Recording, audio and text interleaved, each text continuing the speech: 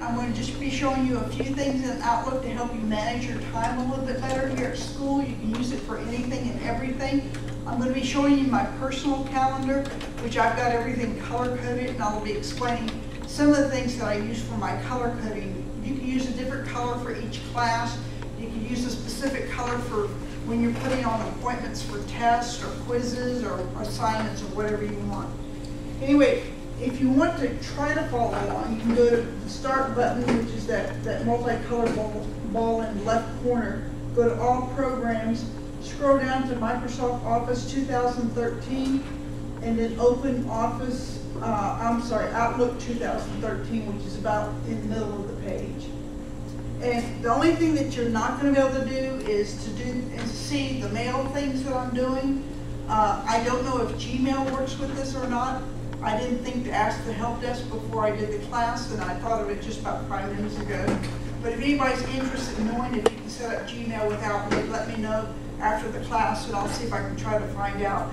I know our CVCC Microsoft accounts work with Outlook because it's a Microsoft product, so that means our CVCC for faculty and staff, our MSN, Outlook email account, and Hotmail, and all those will work with Outlook. So what I'm going to do is I'm going to open up Outlook here. And one of the first things I'm going to talk to you is about the color coding that I was talking about. It's right here on the right-hand side. It's called Categories. And you'll see I'm going to be talking about categories in many different uses, but you'll see I've got categories here where I've got 1 urgent, 2 when possible, 3 waiting for response, 4 colloquium, 5 comprehensive, 9 archive, and a bunch of others. Those first ones with the numbers on them, I use them in a quick step section of Outlook. And that quick step section of Outlook lets me mark an email as urgent or when possible to respond or waiting for a response, and it puts it into a special folder.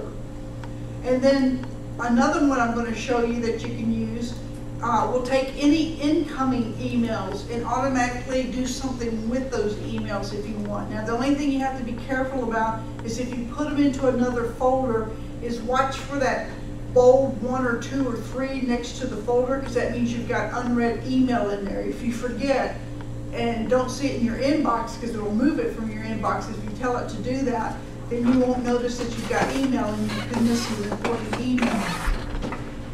So the first thing I want to go over is on the left-hand side of the screen here, you'll see I have folders. And these are all the ones with the underscore starting with them.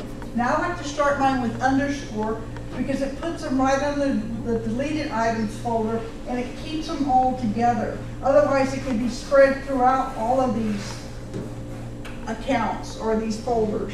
And I don't want them dispersed everywhere. I want all my personal folders together in one group so I can find them quickly. And if you notice, I've got 3 underscores on this one to do because it arranges them alphabetically, and that pops the to-do folder up at the very top of my list. This one happens to have 2, and so does this one, so that those 2 show up at the top of my list because I'm in a PhD program. That's for my PhD program. And then I've got the rest of my folders with just 1 underscore. Now to create a folder, what you're going to do is you can right-click on the inbox, and you say New Folder. And then this is where you can put the underscore and name the folder anything you want, and it does accept spaces in the folder name, as you can see by my accounts. So again, I just use the underscore character to try to keep them all together. Once you create a folder, you can right-click on that same inbox or on your name there, and you can say sort subfolders A to Z. And that way, if they get out of order alphabetically, you can get them back in the alphabetical order. And again, the underscores just so I can keep them together or pop them up on top. Now, the other thing that I like to use my categories for is in the middle here is quick steps. I got urgent, waiting for a response, and when possible. You'll see, I'll go back in a minute and show you categories. Those are the ones I numbered with numbers, and I did that so that urgent would show up first, waiting for a response would show up second, and when possible would show up third. Otherwise, they'll just show up alphabetically, and I wanted them in the order of importance to me. So if I take this no reply email, which is my second email, and I click on urgent, what I've told it to do is to pop that in my to-do folder and mark it as urgent. So you see it's under the red category, and it's an urgent email for me to pay attention to. So that's one use of it. And I check my to-do folder at the beginning of every day to see if there's anything for me to take care of immediately. I try to take care of all my incoming email when I first touch it, either delete it, respond to it, or categorize it, because I don't want to have to touch it 2 and 3 times. You could set up a quick response to put your email into a class folder. So you could do an underscore class folder if you want for every class that you're taking, like English 101 and so forth. And that's just a quicker way than have to drag it over and then have to put a color category on it yourself. And again, I did that when I created my categories, which I'll show you in a minute. I just put a 1, 2, 3, 4, 5 through 9 to put them in the order that I wanted, and so that they show up in the order that I want here in my screen as well. My urgents stay on top. Now the other thing that you can do, and well, let me first show you how to create a quick step. To create a quick step, you click it at the bottom when it says create new, and then you give it a name, what you want. And again, you don't have to put the number here. It gets a little confusing because there's 2 things that you do. You create the quick step itself, and then you assign a category. It's just the category that I put the numbers on. But here I could call it urgent for my quick step. I would drop down choose action. I would say move to folder. The folder I would choose, I'm going to choose to do. I'm going to add an action. I'm going to say mark as red if I wanted to mark it as red, or I could say categorize message. And this is where I would choose which category. And as you can see, my categories here, for some of them are numbered. I don't use all of those categories in this section of my email. I just use the ones that I have numbered. I'm going to cancel this because I don't want to create this. Now there's another thing you can do with rules with your email. And you can create a rule, and the rule's a little bit more flexible, but what this does, as soon as an email hits your inbox, it automatically applies this rule to that email. So if you tell them move it to a folder, you got to keep track of your folders and which ones have bold numbers on that you've got unread messages. Like you can move your English 101 emails from your professor to the English 101 folder automatically. Usually I use the quick steps for that because I want to see it in my inbox, I want to read it and then move it, because sometimes I don't pay attention to my bolds and I get myself in trouble. So like in this one, I could say, because I've got an email highlighted from Kimberly French in my middle box there, I can say if I want to do something with any email from Kimberly French, I can say what the subject is that I want to look for, but in this case I don't care about subject, I just care about it as coming from Kimberly. I can say sent to me only, or I can just leave the sent to if my name is in the message and it's going to pick up any of them coming from Kimberly. I can say display this new item in the alert window, I can play a sound, or I can move it to a folder, and then again it's going to show me my folders that I can move it to. It's not going to work on existing emails. It will only work on new emails coming in. You can also do advanced options, and this advanced options lets you say, well, I want my name in the copy folder. I want my name, if my name is in the send to name line or the blank copy or whatever you want. There's a lot of options there that you can play with. And just pay attention down to here to the bottom of the screen, because it's going to say what that rule means, and you got to make sure you understand what that rule means, because that's what's going to happen to it. And what I would do is watch it a few times as it comes through to make sure it's doing what you think you told it to do. It will do exactly what you told it to do, but it may not be what you think you told it to do. So that's how I manage my time when it comes to emails. Now I want to go back to categories for a second.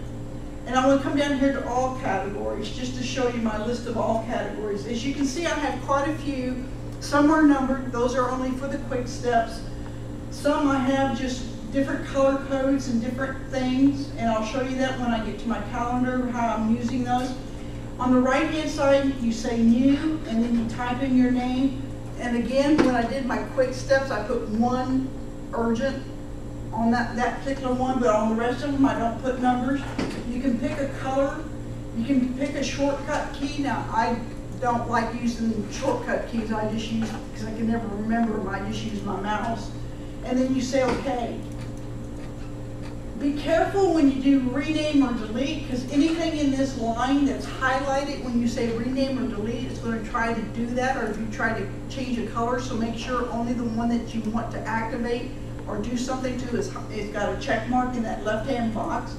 I can rename an item, I can delete it, I can change the color. Oops. But again, all categories, you can name them anything you want and do anything you want. Like in this case, I got this teaching one. Now there's only a few colors that you get to use. It does not give you the entire color palette. I wish they did so that you could color code them a little bit more distinctively. But training I never use. And so I'm going to hit the delete key to get rid of that. It's going to ask me, do I really want to do this? I'll say yes, and it takes it out. So the next time I go in, that one should be gone. Now if it doesn't disappear, it's because, well, why didn't it?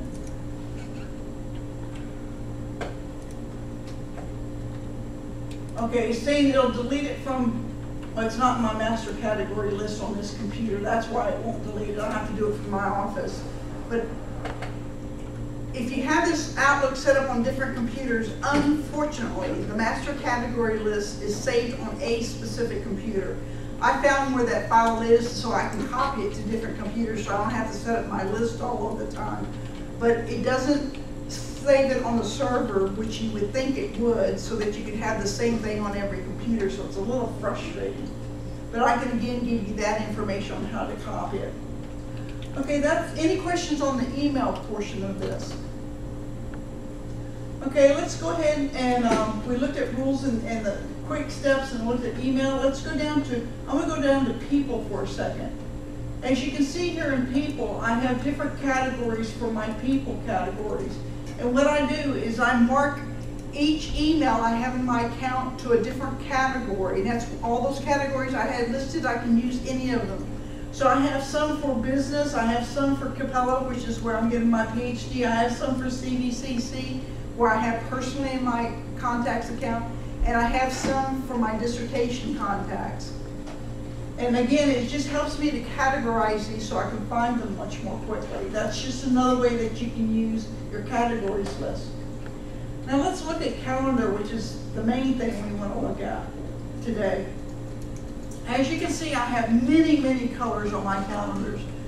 Well, all the ones that are not yellow are reoccurring items. And I'll show you how to set up a reoccurring item. But I can quickly tell what each item is just by the color. For instance, the blue, I know are my holds. We allow students to put holds on books, and I am the one who goes and gets the reports twice a day and see if there's any items on hold and pull them and take them up to the front desk for pickup. I also have, as you can see, this 8 p.m. desk. That's when I'm on the front desk, so I keep track of my schedule. I'm supposed to be on the front desk. You'll see a bunch of green miscellaneous. I renamed that to miscellaneous before the class because that was a personal item that I didn't want to show in class. But all my yellow ones, I happen to use yellow because it stands out better. These are my non-reoccurring items. So for that, that's anything that's kind of like a one-time thing. So as you can see, I've got here Outlook time management 1 to 2, 150. And so that's what I do. Use that for. Now what you can do to create a time, you can just right click on the date and say new appointment. You can say new all day event, which does not put a time on it. You can say reoccurring appointment. And I'm going to open up one that's a reoccurring appointment to show you that one because I'm going to open up the series. You can open up just one and change just one reoccurring appointment to say something different or to add something to it, or you can open up the series. So I'll open up the series, and as you can see, the only thing that's missing down here is I don't have my date and time down here at the bottom. So what I do is I go into reoccurrences, I give it the time frame, I tell it how far ahead I want to be alerted, then I tell it what days, and in this case, I could have said daily, but I don't do Sundays, I didn't do Saturdays. So I just said weekly and clicked off which days of the week. You can tell it what date to start. Now, if you ever edit the series and you're going to save it because you've changed something about that series, be sure to change the start date. Or if you started this two years ago, it'll go back and put them on your calendar again, starting 2 years ago. So make sure you change that start date. You can tell it end after 10 occurrences, or you can end by a specific date. And then I can also categorize this item, which I did in this particular case. Come on, why don't you pop it up? Here we go. In this case, I said it was a holds. I could put as many colors on it as I want to, but I generally just use one color per item. Then down here at the bottom of the screen, it shows you reoccurrence and how often it reoccurs. Now, if I don't have a reoccurrence item, which is on today's class, because I'm only doing this one time, come on, respond. You'll see I have my date over here at the left and my time over here at the right. And then again, on this one, I had it 5 minutes, but when the 5 minutes dissipated, it changes it to none. And when it'll pop it up and tell you 5 minutes, you can say snooze for 5 minutes or snooze for whatever you want, so that it reminds you again. You can, like I said before, you can set up many items with many different colors. You can use a different color per class. Some people will put everything that they have, like when they do laundry, when they sleep, when they work, when they do anything, so that their full day is scheduled. I don't like deleting that many items off my calendar because you have to touch each one to delete them. And so I don't like doing that. But what I do is put all my most urgent things on my calendar so that I can remember to do them. Now, if laundry is an urgent thing that you need to schedule your time so that you need to make sure you get it done and that you have plenty of time to study and do other things while you're doing that as well, then schedule it. You know, use it as much as you want. You can always delete stuff, but if you don't put stuff on there, if it's not on my calendar, I don't remember. And I had this Outlook calendar synced up with my iPhone, so that I have my calendar on my iPhone as well.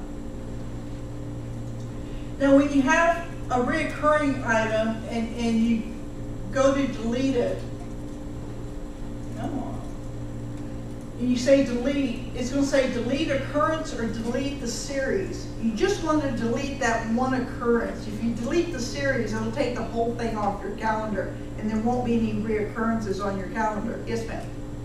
Will that like go month to month? Yes, it'll go every month unless you put an end date. Yeah, gotcha. It'll go forever. Like my holds, I've got it going forever, so no matter what year I am, I've got the holds on my calendar because that's my responsibility. And if I don't have it on there, I forget about it, which doesn't help students, but I live and die by my calendar. I can't remember anything without my calendar. Let's see, what else can I show you on here?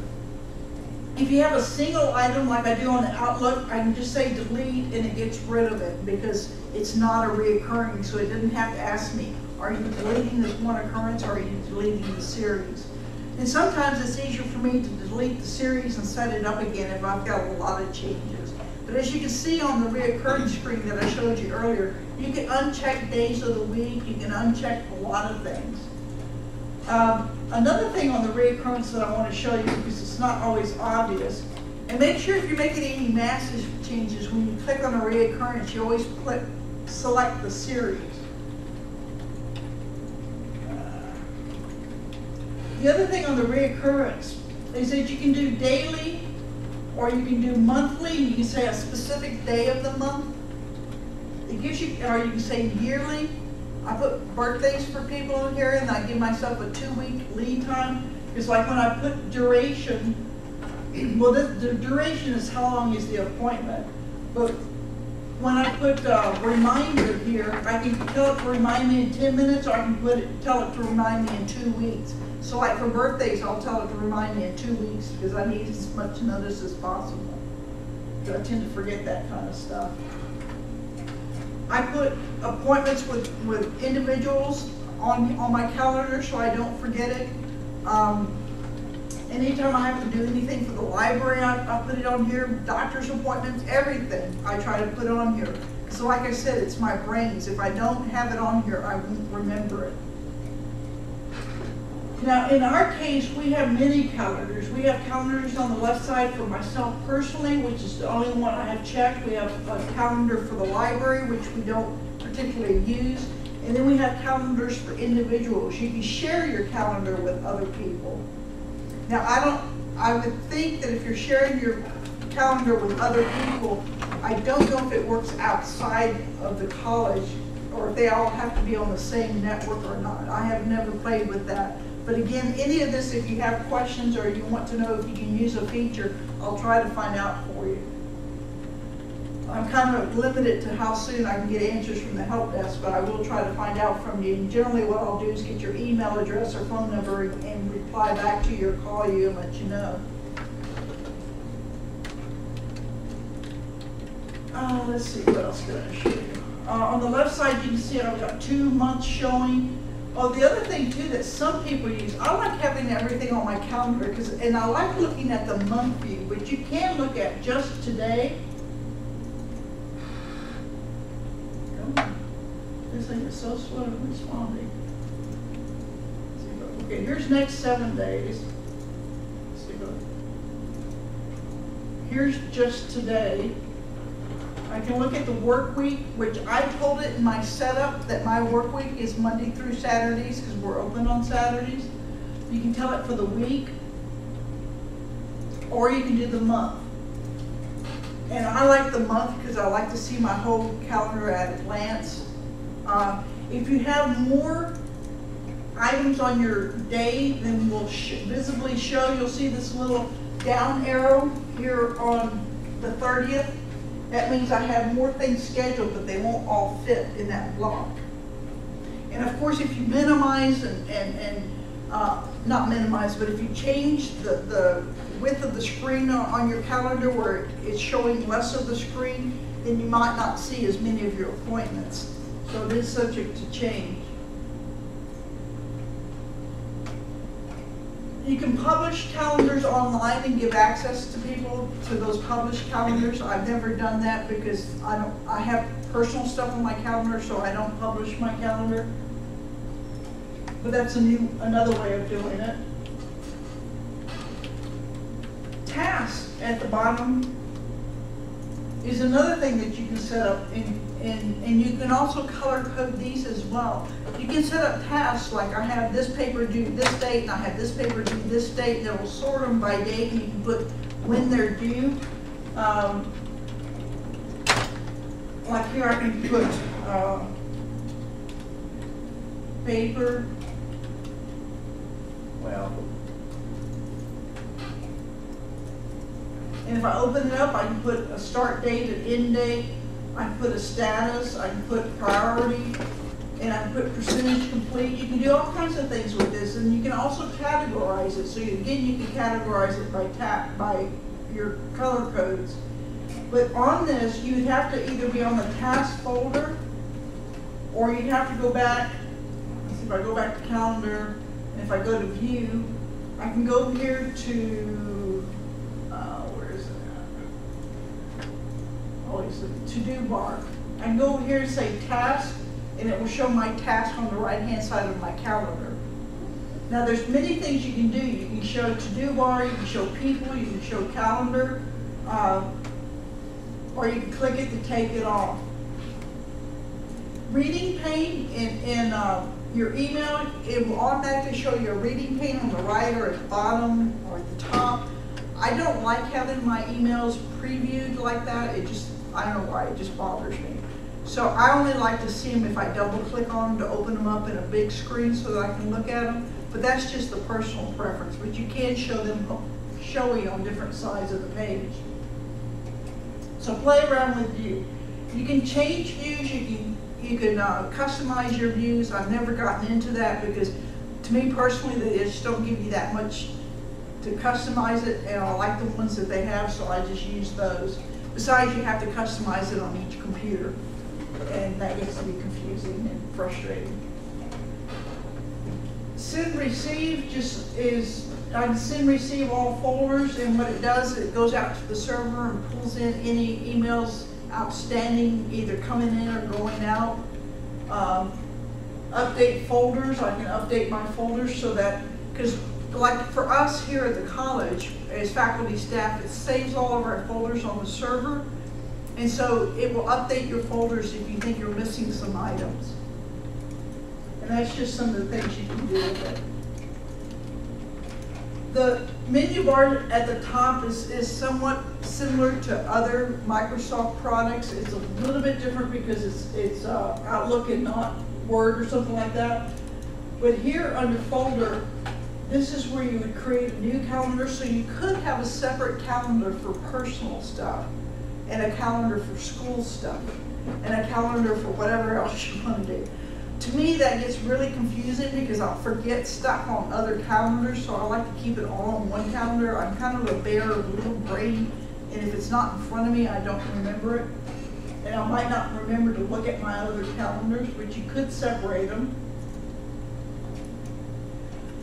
And I guess that's unfortunately, going over this is not a whole lot of time to really cover everything. But are there any questions or anything you would like to see again, or would like more explanation on? Yes? Go over your personal calendar, and I kind of like that with all the colors. Okay. And just like how to set it up again. Okay. Well, what I did first was, if I go to the file,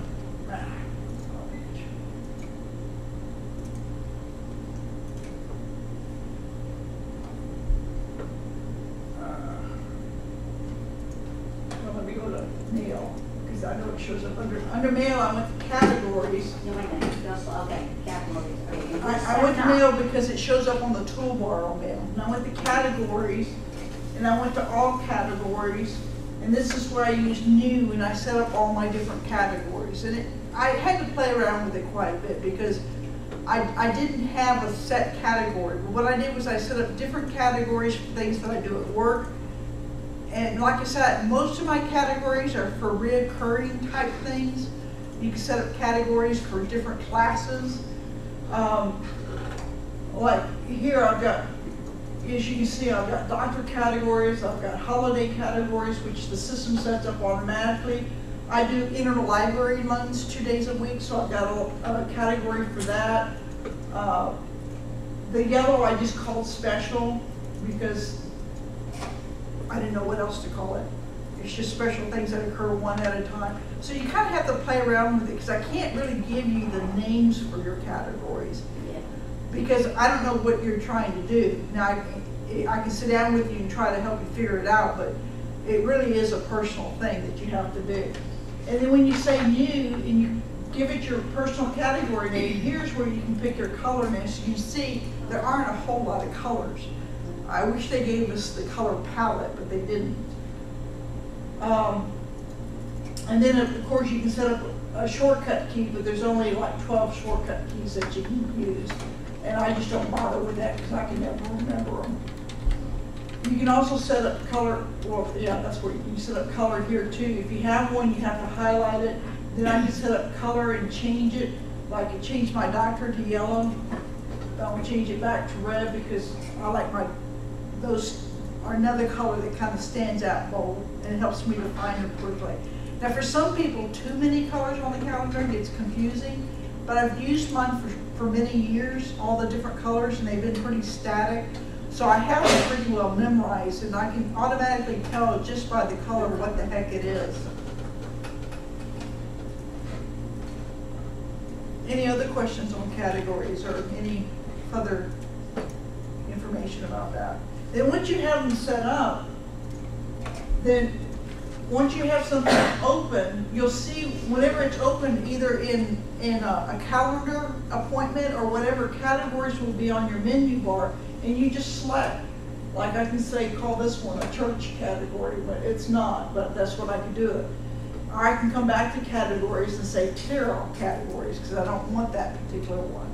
And like I said, you can have more than one category, but if you have it in different folders, like I do in my to-do folder by categories, they can show up 2 or 3 times if you've got it under different category names. And and that would be confusing to me to have the same item 2 or 3 times. So I just generally put one color per item. And like I said before, I use categories for my people, which is my contacts folder, so that I can quickly find people, or if I'm looking for somebody, I can quickly remember if they're a business person or if they're a CBC person or a Capella person, then I can go to that category and look for them. Because when I click on the little arrow to the left, it opens it up and shows me what contacts I have in there. Did you have to put those contacts? Yes, I had to put those contacts in there. So like for this one, there's a lot of information you can put on here. You can, if it doesn't show and display as, if it doesn't show their name and their email address, what I do is highlight it and delete it. Then come back to the email, click in it, and then click down here again, and it will show the name and the email address. Because sometimes for some reason it doesn't pick it up. You got a big notes section over here. You got addresses. So you can change this to home, business, other. You can put in different addresses. You can put in different phone numbers. I can have business 2, business 3, whatever. So they give you a lot of different type of phone numbers. So you can classify these any way you want.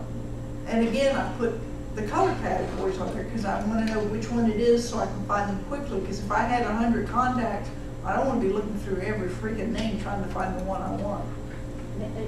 Deborah, will it put that in alphabetical or no? Yes, it does.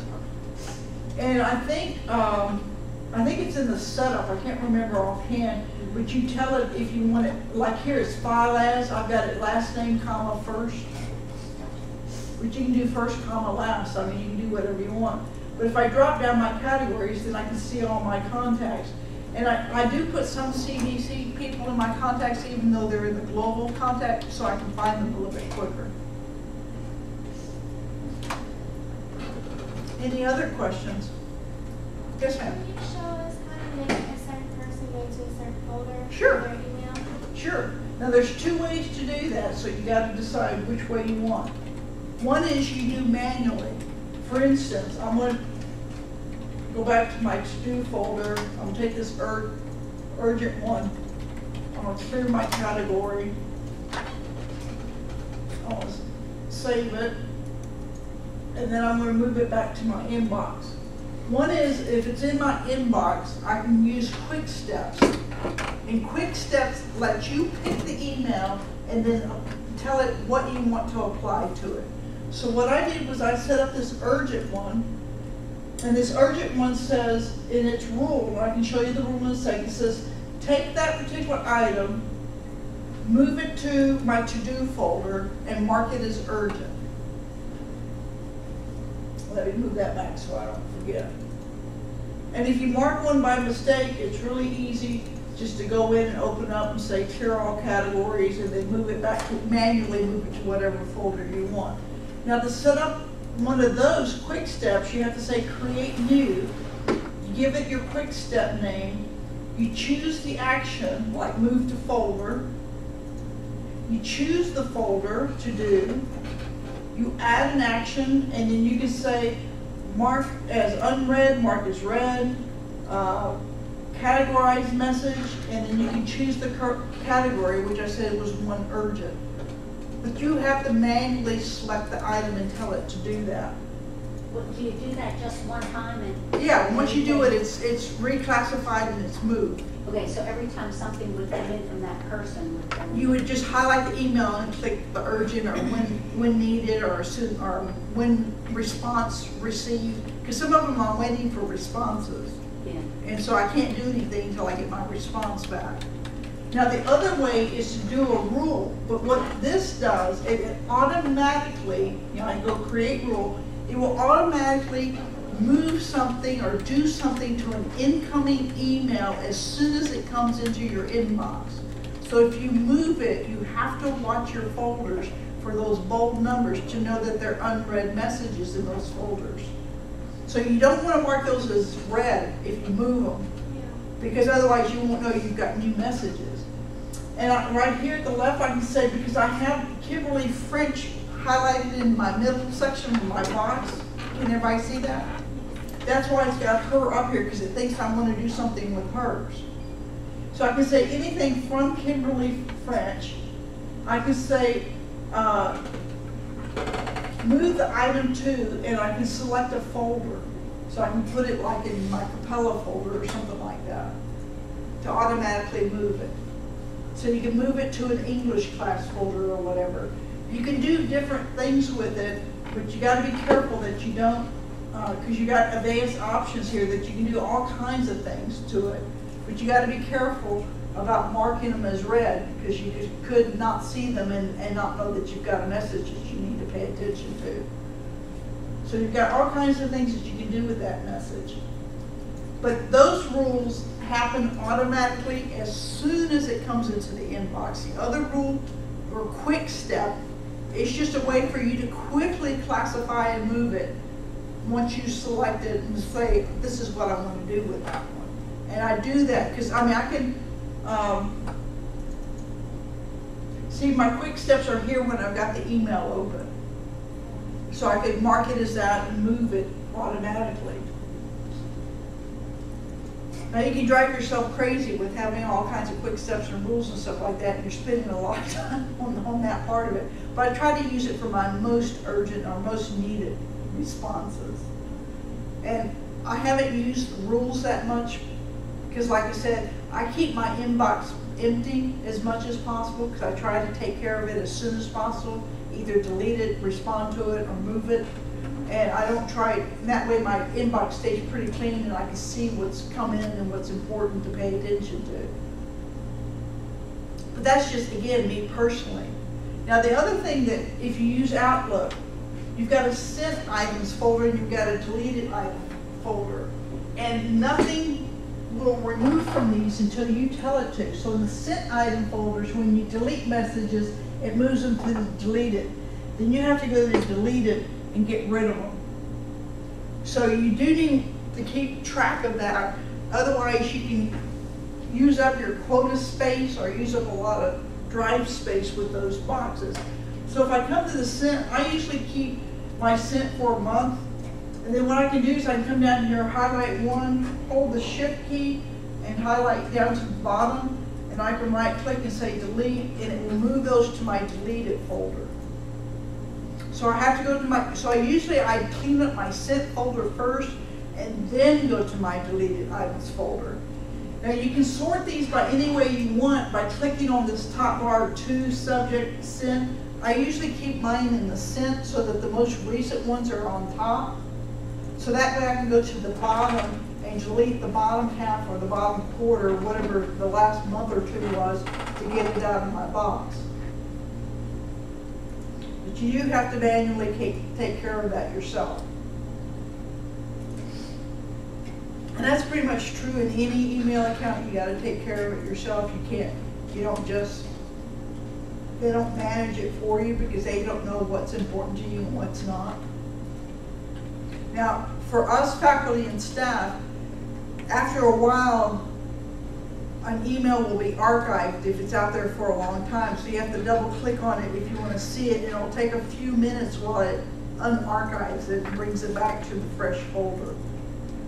Now, I don't know what the timeout is for that either on the archiving. Any other questions? These are all good questions.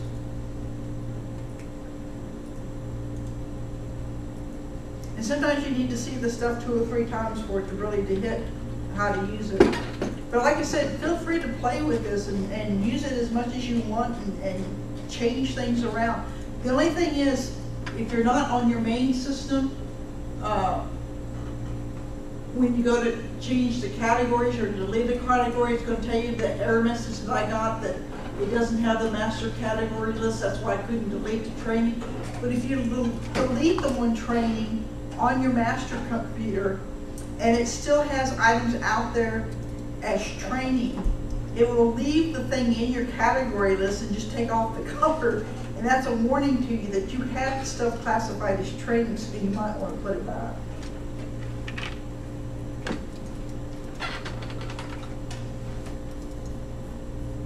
Because I've done that before.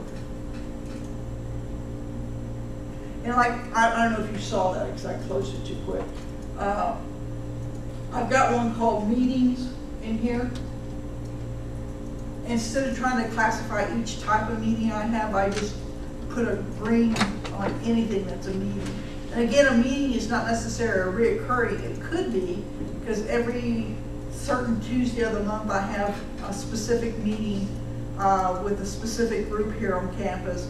But any meeting I have, I classify as green. That way I know that that is a meeting as soon as I see it. And again, going back to the calendar, one of the most helpful things on the calendar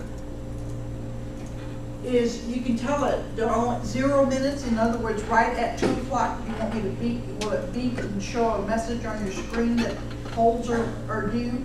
Or do you want 10 minutes or 15 minutes? If it's a meeting, I usually do 10 or 15 minutes to give me time to run to the bathroom, get my water, get my paper and pen, and then get to the meeting, depending on how much I need, 10 or 15.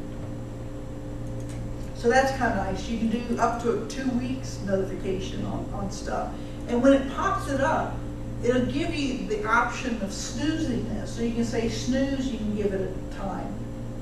And there's always a time before start. Except, excuse me, on the snooze, I think it just says 5 minutes, 10 minutes, 15 minutes, how long you want snooze is. But when you set up the time, it's always the time before the start time and date that you have on that item. Like I said, calendars, I love Outlook. I've used it, oh gosh, for 10 years or more. And I've got it hooked up to my iPhone, and it beeps on my iPhone when stuff is due. Now sometimes I wind up deleting it on my iPhone and it deletes it at work, or I delete it at work and it deletes it off my iPhone. Sometimes the synchronization won't be immediate, but I do everything on my calendar.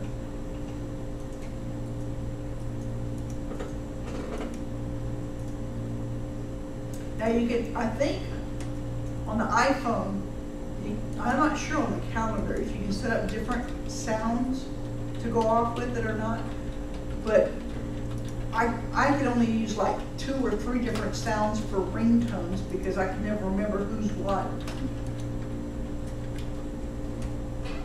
So and then I forget that it's a phone call because I forget that I put a special sound on it. So like I said, I'm a very little brain. I have to keep things very simple. Kind of like Pooh Bear. Any other questions?